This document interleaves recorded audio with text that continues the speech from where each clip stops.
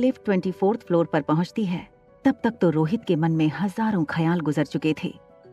Finally lift का दरवाजा खुला। सनी दरवाजे पर रोहित का इंतजार कर रहा था। रोहित सीधा बेडरूम की तरफ भागा। आर्यन गहरी नींद में था और वो नींद में एक ही चीज बोले जा रहा था, मम्मा चॉकलेट आइसक्रीम, मम्मा चॉकलेट आइसक्रीम। रोहित के लिए ये चीज बहुत शॉकिंग थी। आर्यन को कभी माँ की कमी महसूस ना हो, उसकी पूरी कोशिश की थी रोहित ने।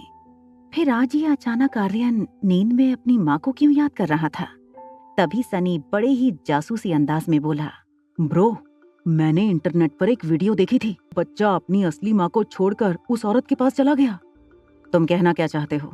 ब्रो, आर्यन का बिहेवियर थोड़ा चेंज हो गया है। कितनी बार कहा है टेक्नोलॉजी का सही इस्तेमाल किया करो। दिन भर या तो ये गेम्स खेलते रहते हो। चलो जाओ, अब तुम्हारा भी सोने का वक्त हो गया है।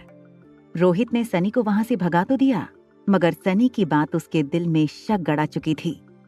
क्या सचमुच वो लड़की आर्यन के इमोशंस के साथ खेलकर मुझ तक पहुंचना चाहती थी, या वो सिर्फ एक कोइंसिडेंस था?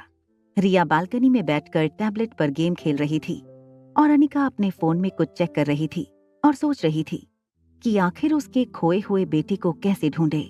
वो ये सब सोच ही रही थी, तभी अनिका को याद आया कि उसकी स्कूल का एक दोस्त पंकज इन दिनों मनाली पुलिस में सब इंस्पेक्टर है। बिना देर किए अनिका ने पंकज को फोन लगा दिया। अनिका ने पंकज को अपनी कहानी बताई। पंकज, प्लीज मेरी मदद करो।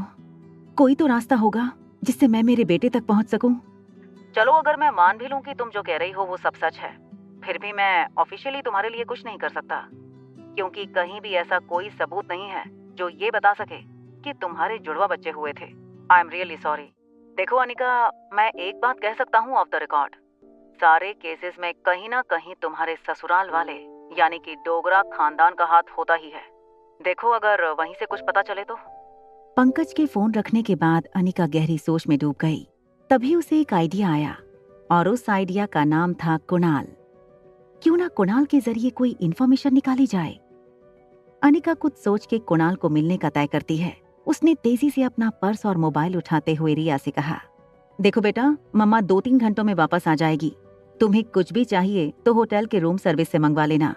कुछ भी हो जाए रूम से बाहर मत निकलना। नहीं जाऊंगी, love you mama. Hotel lobby से बाहर निकलते हुए अनिका कुणाल से मिलने का कोई आइडिया सोच रही थी। अनिका ने लॉबी में आगे बढ़ते ही कुछ देखा और कुछ देखकर वो वहीं खड़ी रह गई। हाथ में फूलों का बड़ा सा गुलदस्ता लेकर कुणाल होटल लॉबी के बीच खड़ा था। What a surprise!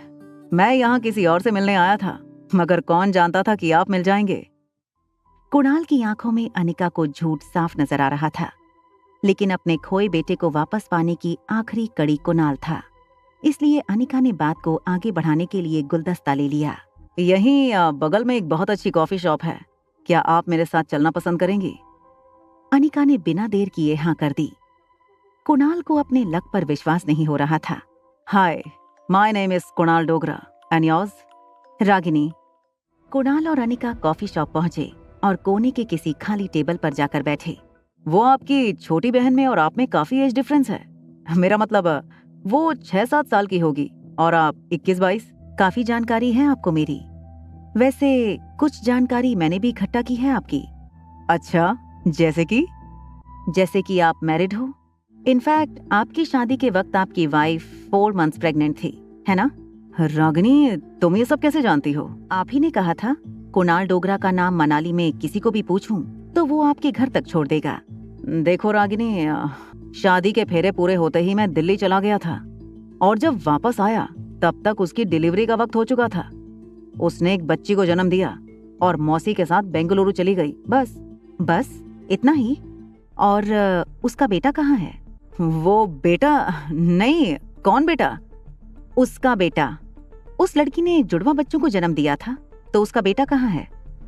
कुणाल चौंका हुआ तो था ही, लेकिन साथ ही उसको हल्का सा शक हुआ कि रागिनी इस तरह अनिका के बारे में क्यों पूछ रही है। और तभी मानो जैसे अनिका ने कुणाल के एक्सप्रेशंस पढ़ लिए हों। ठीक है, मत बताओ। मैं भी ऐसे किसी इंसान के साथ फ्रेंडशिप नहीं कर सकती जो मुझसे बातें छुपाता हो। अच्छा रुको।